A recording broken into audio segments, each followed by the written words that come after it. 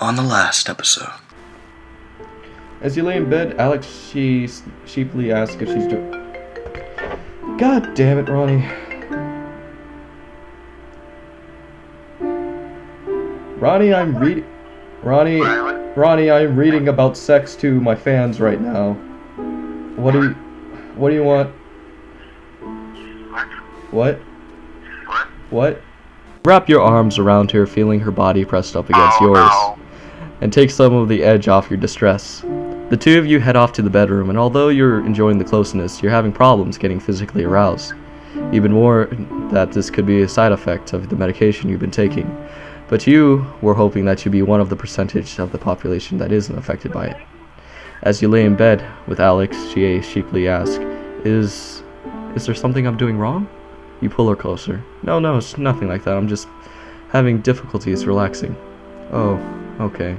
She looks at you with uncertainty. I had a bad day at work, and I guess I'm kind of distracted. A wave of humiliation washes over you as you hold her. You feel really embarrassed by your inability to perform, even though you're grateful that you got the chance to be close with her anyways. Next. That's a downer. So are you gonna hang up, or am I gonna continue reading? Well, chances are if you keep reading, I'll get rid of Yeah! that back to the dinosaurs. There's no meeting! Alright, just a sec. There's no meeting! Yeah, they just cancel it! I called! See? See? It is like 10 in the morning. It's too early for me to be yelling. And so it continues. That's the first thing I see. It's a little past 8 p.m. on Tuesday night. I am exhausted. I feel like I should get something to drink because my mouth is a little dry. But I will stick it out for you guys. It can't be that long, right? It's a little past 8 p.m. on a Tuesday night. You're at your computer, frustration levels have peaked, rubbing your eyes. Sighing heavily, you're working on a project from your job that has stretched its wits, trying to meet the looming deadline. And it looks closer and closer, and you're seriously doubting your ability to get it done. You've been dragging your feet little on work due to complete lack of energy lately. In spite of wanting to do a good job, you're unable to push past it, and feel horribly useless at it. You slide your hands off your screen as it beeps to you. I really need... Hey, are you there? Attic. I really need to talk to you about something. Talk to someone about something. You feel like you're getting nowhere with this current task and could possibly use a break. However, you have a history of getting distracted and losing motivation to pick up something again afterwards.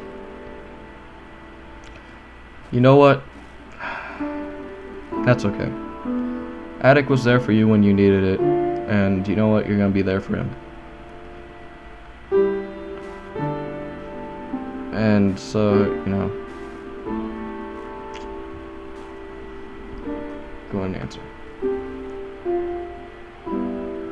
You feeling like you hit a brick wall with your task, and why not take a break to help out a friend? Hey, what's up? Oh, good, you're there. I just found out I got cheated on. I don't know what to do. Oh no, that's horrible! Exclamation mark. The two of you talk for a long time. You lend a shoulder to a friend. You give him space to rant and cry. I know that feel, yo. I definitely know that feel. Some experiences, damn it. More importantly, to be able to voice his inner turmoil. You give him your full attention and talk through what his options are and what he does next. You keep him from doing something rash, and the two of you decide it's best for him to sleep on it before doing anything. Exhausted, he departs for bed and thanks you for being there to talk to him. As you close the window, you feel horribly sorry for your friend, but happy that you're able to help. It serves as a tangible reminder to you that you are capable to be useful to someone instead of solely being a mess that everyone else needs help. You boot up the work project and find yourself able to get solid progress done that night.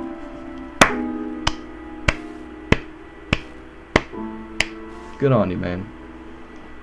You are doing well. You may still have your bad days, but you are having effective ways to deal with them, and you don't get nearly as low as you used to, or for as long. You still visit your therapist, even though she's remarked how much more alive you seemed lately. You are taking medication regularly, and you're pleased about how well it seems to be working.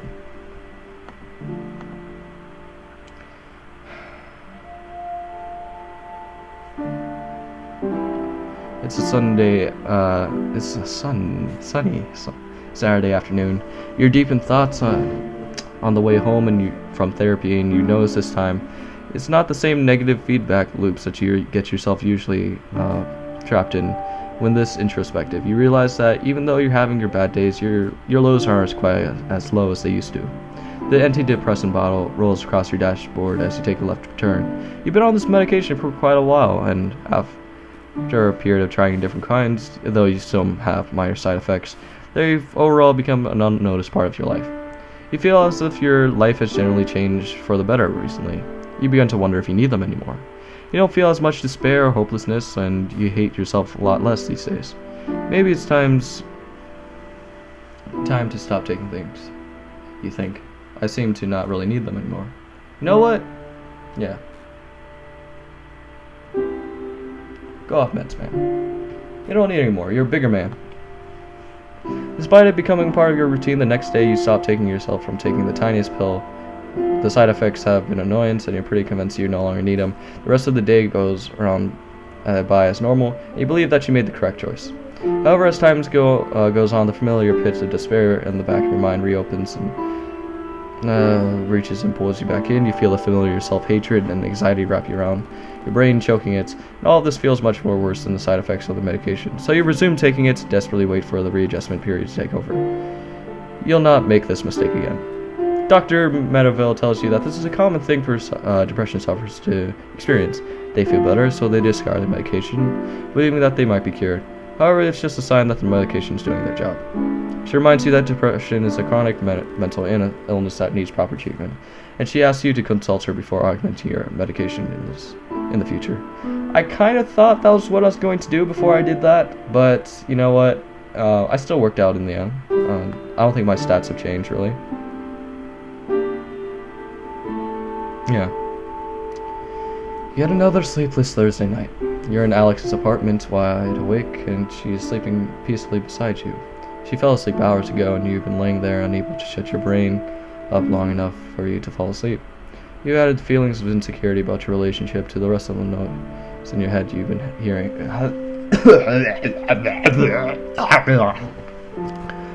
That was by far the most attractive noise I possibly made. Rest of your noise keeping you up tonight. Gotta check if I'm recording.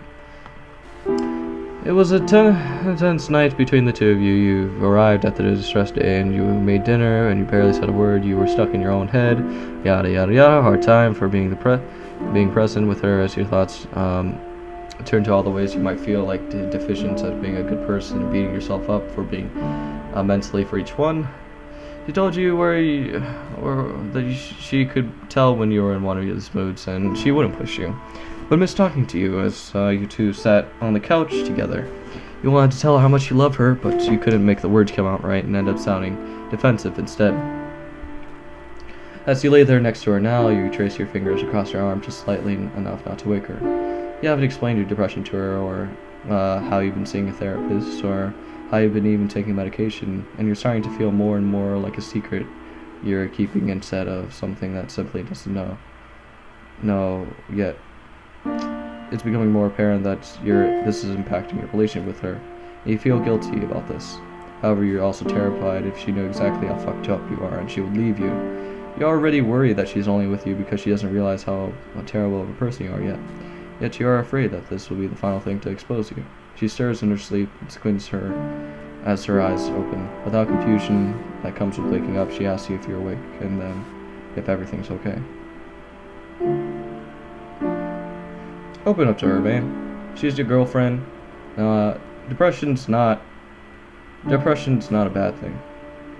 It's a human thing, and it's natural. And it's okay to feel the way that you do. So, talk to her about it. You feel like a jerk for accidentally waking her up, but you're afraid that if you put this off any longer, you won't find the strength to tell her everything later. No, actually, everything isn't. Can I tell you something important? Alex sits up, rubbing the sleep out of her eyes. I could actually use some sleep right now.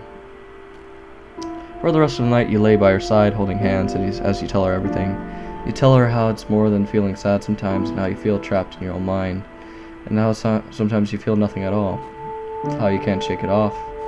How you've told her how you've been going to therapy, how you feel embarrassed about it, and how it's working out for you. She listens the entire time, occasionally asking questions about how this or that works, or asking you to explain something further. She squeezes your hand and tells you to understand, and that she's sad that you didn't tell her sooner.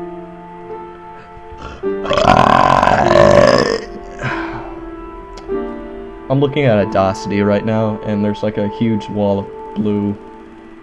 That was disgusting. After laying silent for a moment, the weight of what you did hits you.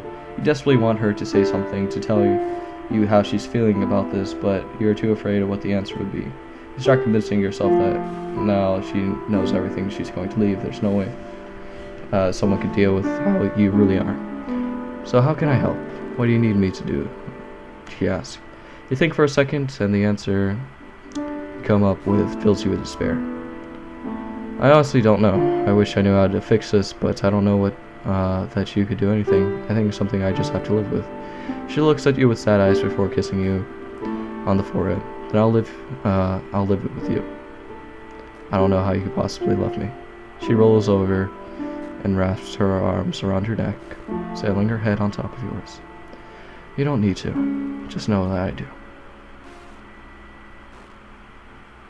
You're gonna make me cry, man. It's so touching.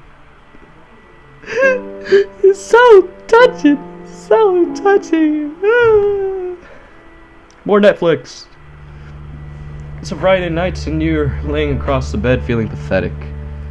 You were leaving work tonight. A group of co-workers asked if you wanted to join them in for drinks. Feeling antisocial and put on the spot, you declined.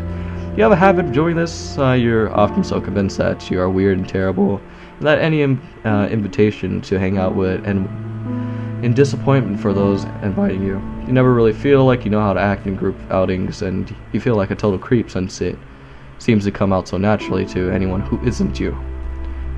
You find yourself petrified of breaking some unknown social rule that you don't often go out. Now, however, you find yourself at home and your brain has begun telling you that you're pathetic and sad and how you're unable to be a normal person and go out with the nice people. Shut the hell up, brain. You can't figure out why, so you're feeling okay. Typical strategy seems to be boot up Netflix and distract yourself from these feelings, but your frustration in yourself builds and you realize you have to do something else with your night. You know what? Go hang out with your girlfriend. Alright, go see if she's up. You dial Alex's phone number, figuring that you could spend some time with her instead of being cooped up in your apartment. So you might feel less isolated. Her phone rings a handful of times before going to voicemail. You know it's not uncommon for her to be out with her friends at this hour. You leave a voicemail, but end up calling again 15 minutes later. Still no response.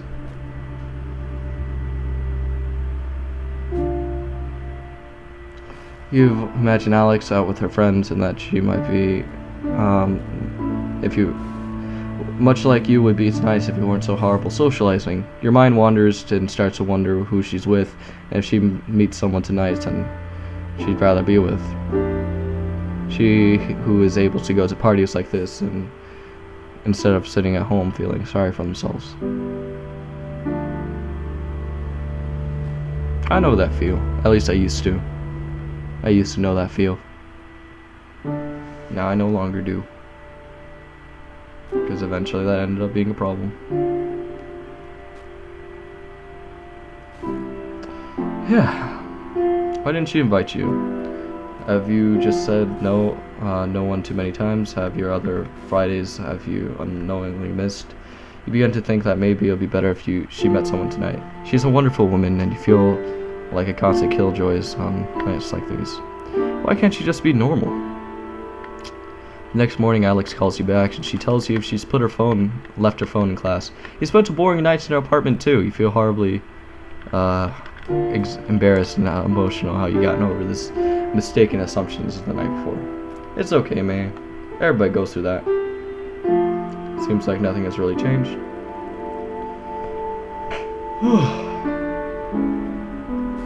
You have no idea how tired I am right now.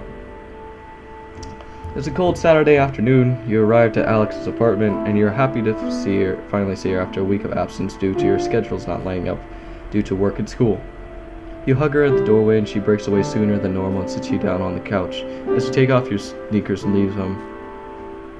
Oh god, I don't like the way where this is going. Lay them in right next to hers. There's something I was hoping we could talk about, actually, she says, instantly worrying about being blindsided by a breakup conversation due to the sudden shift in tone, but she quickly smiles at you and puts you at ease when she sees the color. All the colors in your face. Leave your face. It's nothing bad, I promise. Oh, never mind. It's all good. With that, she leads you over to the couch and sits you on the other end of it, facing you. So I hope this doesn't freak you out, and if you feel like things are going too fast, just tell me. She talks faster than usual and fidgets. We seem to have a lot of weeks like this, and they really suck. I was thinking I'd ask, since things are so strong with us, what are your thoughts about moving in together?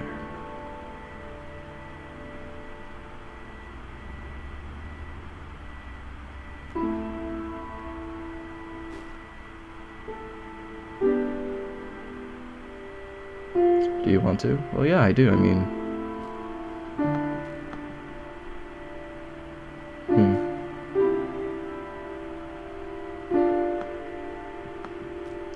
We have a lot, okay, things are going strong. What are your thoughts about moving in together? Do you want to? Okay, so you'd start to walk through the steps of imagining you two together, living together. You love the thought of being able to wake up next to her every day and seeing her so often. However, the more you picture it, the more concerns become apparent. There are things that she is insulated from, like the days you don't feel like, or how you can't even get out of bed. The nights your medication keeps you from being able to sleep. All the moments that you were stuck staring at the wall completely out of energy and feeling nothing. How would she handle that? How quickly would she want to get away? So she starts, what do you think?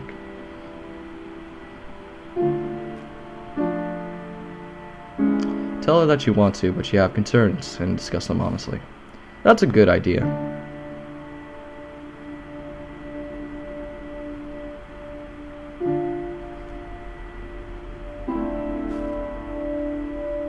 You are really worried if Alex were to live with you, she wouldn't be able to deal with your days of being unable to get out of bed, or nights where you were doing nothing but stare at the wall and panic. Even though you discuss the situation with her, you fear that she doesn't understand the depths of how bad it gets. It's one thing for you to detail how you feel sometimes for it to pop up occasionally, but it's an entirely different situation for it to be something that she has to live alongside with you. Well, I'd like to, but it'll be best if we talk about it a bit more before committing to a decision. Though she might seem a little defeated, you make it clear that you're not making excuses and that you actually want to talk. You really reiterate a lot of what you told to Alex that night, and although she gets a little defensive, tells you that she knows all that already. She confirms that she is willing to help you sort through your issues. I think I'm going to get a visitor pretty soon. We wait. I'm waiting. Are we gonna get a visitor? Nope, seems like someone needed to go to the bathroom. I feel like I forget I love you sometimes, and I know that there will be bad days, and I'd rather try to work through them with you. We can figure this out, together. Her words sway you, and you can't help but hold her close to you. That's nice, you.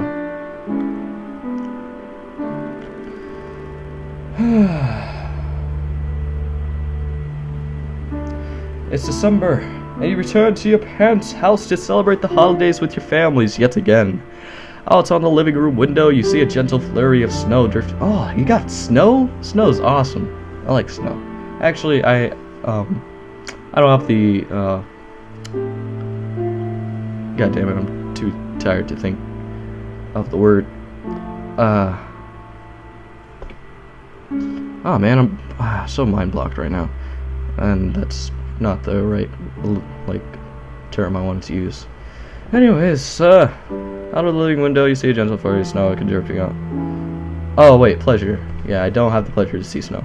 Drifting out to see the pristine blanket of whites of yesterday's unexpected Christmas Eve snowfall.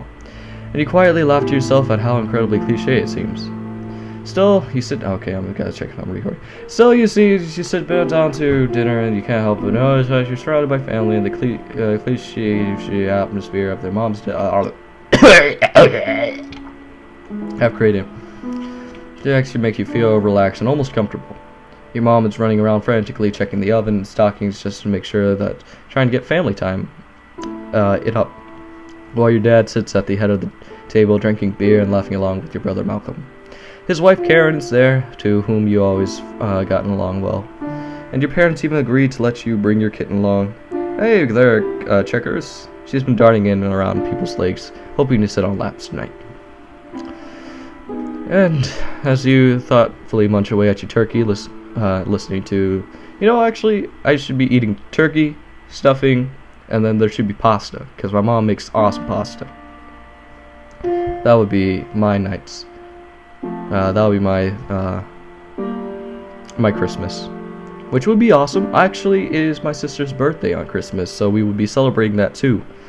I imagine her friends and family coming over, which in response I'll probably eat and then hang out in my room and play video games while everyone else hangs out. But yeah, that'll be my Christmas. Alright. As you bunch away on your turkey listening to the conversation, your thoughts drift off to the past few months, and you think how hard things have gotten, laying it over into your head, some of your worst and sometimes some of your best memories. It seems like all of these things just came to head over the past few months, and you feel a sudden flurry of relationship turmoil and professional anxiety, social stress, and above all, omnipresent sense of weight that it seems to suddenly become aware of. You've drawn out the revere of your dad's familiar booming laugh and cheesy comment Malcolm made, trying have hit its mark. Sitting at the table, you suddenly immensely glad for the chance to be able to ignore everything for an evening, and not have to struggle trying to explain yourself for once. Fortunately, everyone seems to be content with laughing at each other's joke and discussing favorite sport teams. For a while, you think of trying to get through dinner, without any embarrassing personal intrusions. But no sooner did the thought cross your mind that the table conversation trickles off, leaving a slightly awkward silence descend upon dinner. So how are you doing these days? Your mom asked to a point. God damn it, Mom! Come on! It's such a simple question, and one of those you seem to have answered countless times recently. Take a moment to collect your thoughts and looking up and take a deep breath. Well, looks like we're near the end. You never really thought of yourself as a fighter, and even though you know it's kind of hockey.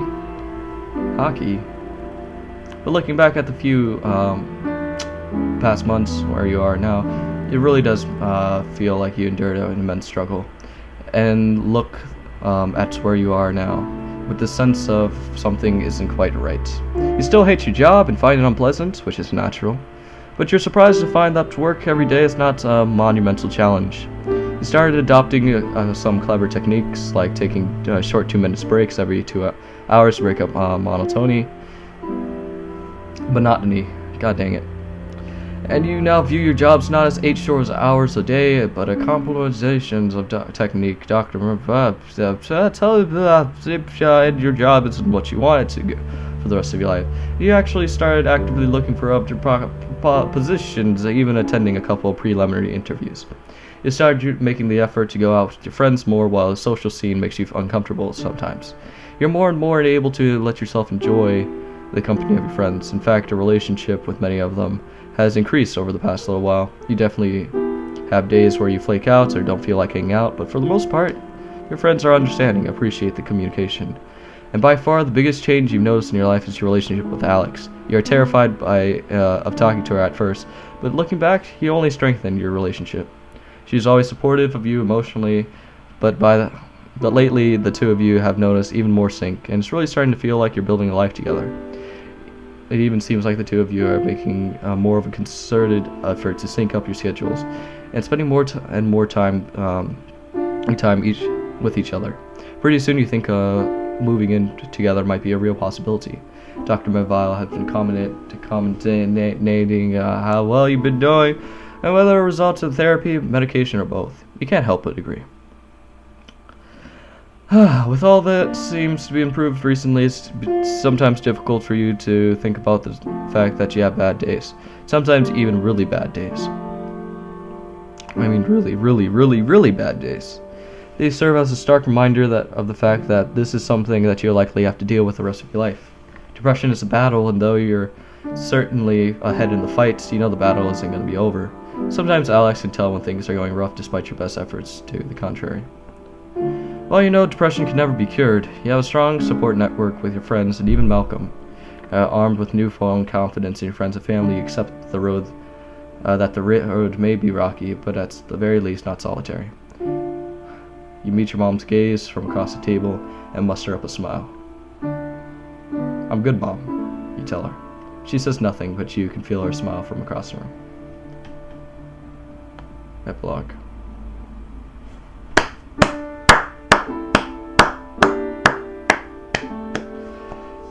That's the sound of only me clapping in my room at like 10 in the morning. Because I didn't show up for a goddamn meeting. We really want to thank you for the time playing Depression Quest. We realize that it's not the most enjoyable game that you have ever played, or the easiest, but we sincerely appreciate your involvement. If you would like to contribute to the developers and iFred, click here or the PayPal. I would actually put a link in the description or the link dump in all of my episodes, so yeah. Like Depression itself, Depression Quest does not have an end really, it's just a resolution to depression. It's just a neat resolution, and it's important to us that Depression Quest's own resolution to reflect that. Instead of a tidy ending, we want to provide a series of outlooks to keep moving forward. After all, that's all we can really do with depression. Just keep moving. Just keep swimming, just keep swimming. And at the end of the day, it's our outlook and our support from people just like you that makes all the difference in the world. Thanks again. Let's go ahead and head off to the credits. That was fun. I've been recording for almost 2 hours now. My computer is probably going to die on me. But yeah, I hope you guys enjoyed the series. I know I have. If you want to make different choices and see different endings, there are a multitude of endings. You can go ahead and click in the links. And yeah, let's go ahead and see the credits. And I think this is it. So, goodbye. Always rearranging. Always rearranging. Always rearranging. That is constantly changing. Always rearranging.